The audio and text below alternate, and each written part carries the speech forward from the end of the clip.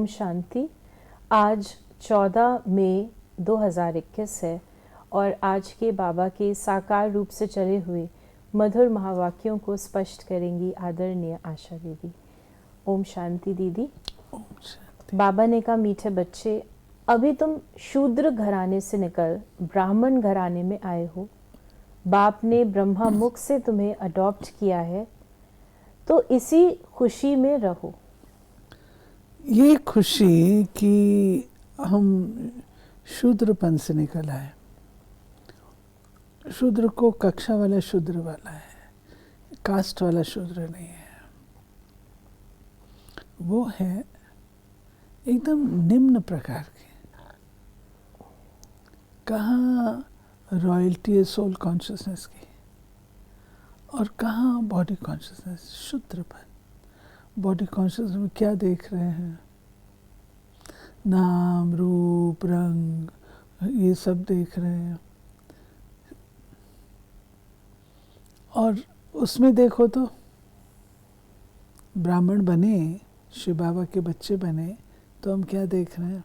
आत्मा को देख रहे हैं, आत्मा के गुणों को देख रहे हैं।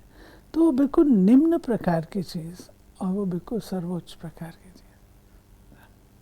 प्रश्न है, कौन सा गुह्य राज ब्राह्मण कुल वाले बच्चे ही समझ सकते हैं? निराकार शिव बाबा हमारा पिता है और ये ब्रह्मा हमारी माता है। निराकार भगवान कैसे माता पिता बंधु सखा बनते हैं, ये गुप्त राज, ये गुह्य गुप्त राज ब्राह्मण कुल के बच्चे ही समझ सकते हैं। उसमें भी जो दैवी कुल में ऊंच पद पाने वाले हैं, वही ये राज यथार्थ रीति समझेंगे।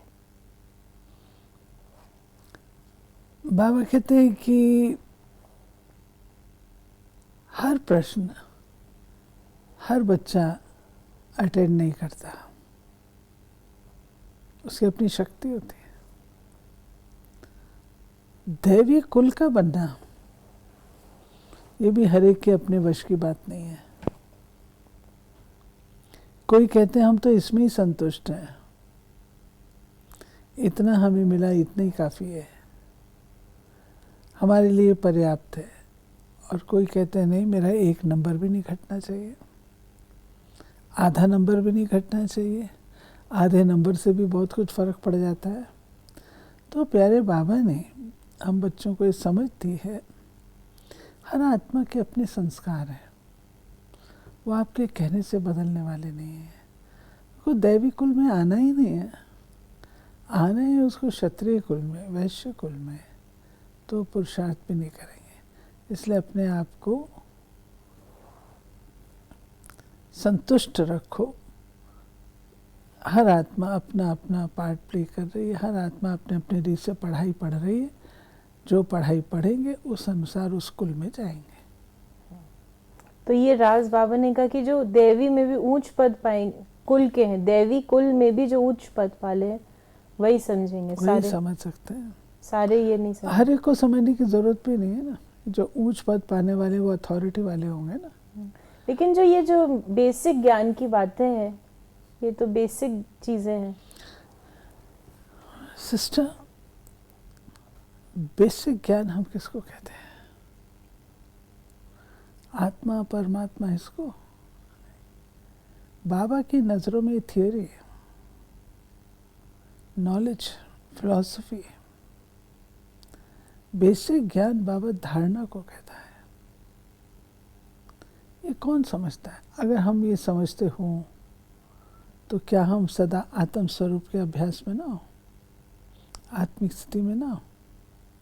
हमारी समझ में नंबरवार हो जाते हैं।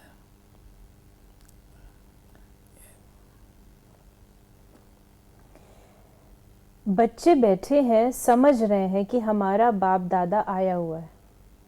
बाप तो इकट्ठा हो जाता है दादा के साथ, तो कहेंगे बाप दादा आए हैं। वो टीचर भी है, बाप दादा के बिगर तो कुछ बता न सके। बुद्धि चलनी चाहिए, क्योंकि ये नई बात है ना। फिर बाबा ने कहा कि यथार्थ रीति कोई बाप को याद नहीं करते, उनसे प्राप्ति क्या होगी, कब होगी, ये कुछ भी नहीं जानते। तुम भी नहीं जानते थे, अभी तो बाप के बने हो।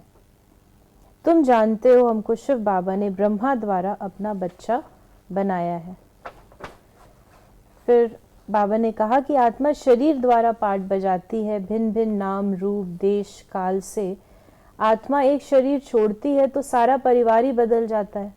कोई अडॉप्ट करते हैं तो परिवार ही बदल जाता है।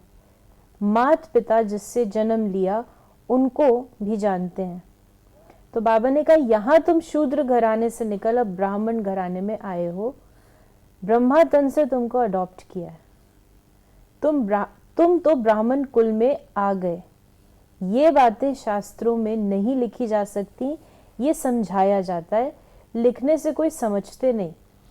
बाबा ने शुरू में कहा शिव बाबा ब्रह्मा माँ, तो शिव बाबा ब्रह्मा के मुखारविंद से हम आत्माओं को ज्ञान और योग समझा करके अडॉप्ट करते, अपना बनाते हैं, और हम शूद्र कुल से ब्राह्मण कुल में आ जाते हैं। ब्राह्मणों का कुल नहीं होता है, ब्राह्मणों की वंशावली नहीं होती है। ब्राह्मण कुल है, कुल माना परिवार, ब्राह्मणों का परिवार है, वंशावली नहीं है। तो प्यारे बाबा हम बच्चों को ब्राह्मणपन की निशानियाँ क्या है वो स्वयं ब्रह्मा मुख के द्वारा समझाते हैं। ब्राह्मण माना पवित्र, ब्रह्मा माना नॉलेजफुल।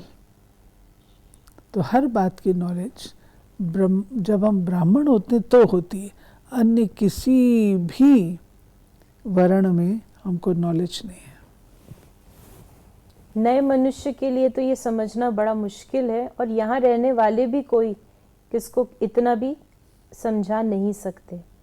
बाबा ने कहा कि ब्रह्मा द्वारा अडॉप्ट करते हैं, फिर माँ भी ज़रूर चाहिए। तो जो अनन्य बच्ची होती है, ड्रामा प्लान अनुसार उनको जगत अम्बा का टाइटल दिया जाता है। अब जगत अम्बा को भगवती नहीं कह सकते, वो तो ब्राह्मणी है, ज्ञानेश्वरी है, उनको बाप से ज्ञान मिला है। तुम सब जगत अम्बा के बच्चे हो। तो बाबा ने ब्रह्मा का भी बताया और फिर जगदम्बा का भी बताया। कई बच्चे कहते हैं हमें याद नहीं रहती। क्यों नहीं रहती? क्योंकि सवेरे सवेरे उठकर याद में बैठकर धारणा नहीं करते। ये बाबा ने रीजन बताया। क्योंकि वैल्यू नहीं देता। अगर उसको वैल्यू दें, किसी को पता हो कि सवेरे सवेरे आपको हीरे जवाहरात मिलने वाले हैं, आप देखिए लोग कैसे लाइन लगाते हैं।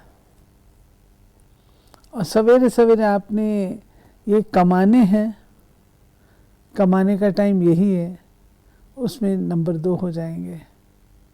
और फिर उसके पश्चात लाकर ठीक है जो मिल जाएगा वही ठीक है। अभी तुम जानते हो ब्राह्मण बने हैं, तुमको बाप ने अपना बनाया है, अर्थात शूद्र धर्म से देवता धर्म में ट्रांसफर किया है। तो बाबा ने शूद्र को धर्म भी बताया। वो धारणा, शूद्रपन की धारणा।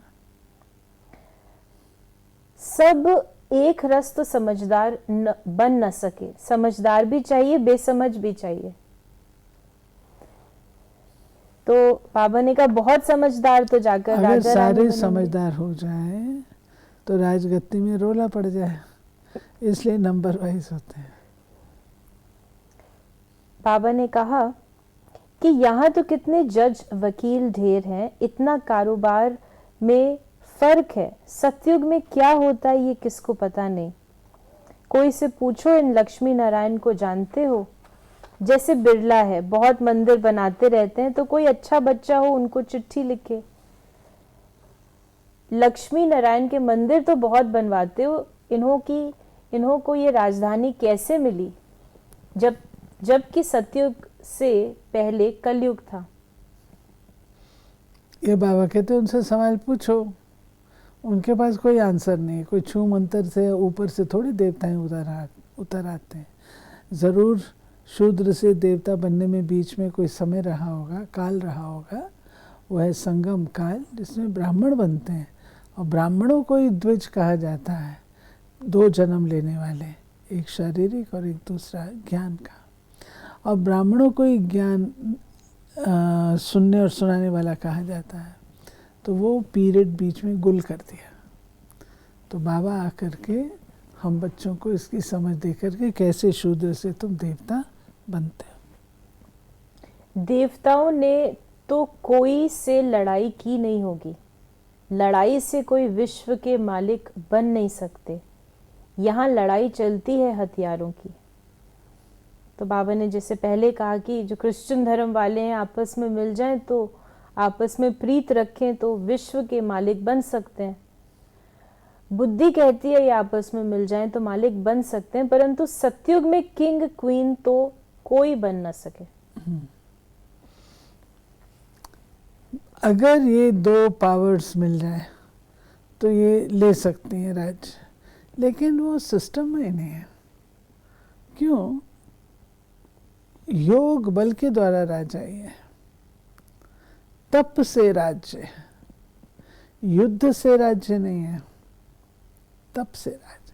तप से राज्य अभी होता है, अभी तपस्या करते हैं तब राज्य, तो फिर जाकर के वहाँ पे बादशाह बनते हैं, राजा रानी बनते हैं, क्योंकि यहाँ तपस्या की हुई होती है। ये होने वाला ही नहीं है कि ये लोग एक हो जाएं, हो गए। आज का वरदान है, अपनी संपूर्ण स्टेज द्वारा सर्व प्रकार की अधीनता समाप्त करने वाले प्रकृति जीत भव। जब आप अपनी संपूर्ण स्टेज पर स्थित होंगे तो प्रकृति पर भी विजय अर्थात अधिकार का अनुभव होगा। संपूर्ण स्टेज में किसी भी प्रकार की अधीनता नहीं रह सकती, लेकिन ऐसी संपूर्ण स्टेज बनाने के लिए 3 बातें साथ साथ चाहिए: रूहानियत, रुहाब, रहम दिल का गुण। जब ये तीनों बातें प्रत्यक्ष रूप में, स्थिति में, चेहरे व कर्म में दिखाई दें, तब कहेंगे अधिकारी व प्रकृति जीत आत्मा। 3 चीजें, रूहानियत, रुहाब और रहम दिल, तब कहेंगे प्रकृति जीत। रूहानियत, रहम और रुहाब को आप डिफाइन करेंगे? रुहाब है नशा, ईश्वरीय नशा। मैं ब्राह्मण आत्मा हूँ, ये है केवल ज्ञान, लेकिन वो ज्ञान को धारण करने से आपके अंदर क्या पैदा होता है? रूहानी नशा। वो बाबा ने कहा कि रूहानी नशा अपने में रखो, रुहाब रखो। स्लोगन है आज का, श्रीमत की लगाम मजबूत है तो मन रूपी घोड़ा भाग नहीं सकता। श्रीमत के आधार से चलेंगे तो मन को आदत पड़ जाएगी श्रीमत के आधार से चलने की। नहीं तो अपनी मनमत पे चलता है तो श्रीमत की लगाम होगी तो वो कंट्रोल में चलेगा और मन मना भव हो सकेगा, नहीं तो नहीं हो सकता। तो ये थे बाबा के आज के महावाक्यों का स्पष्टीकरण। यदि आपके मन में कोई प्रश्न है तो आप उसको SMS या WhatsApp कर सकते हैं 8826599309 पर। ओम शांति।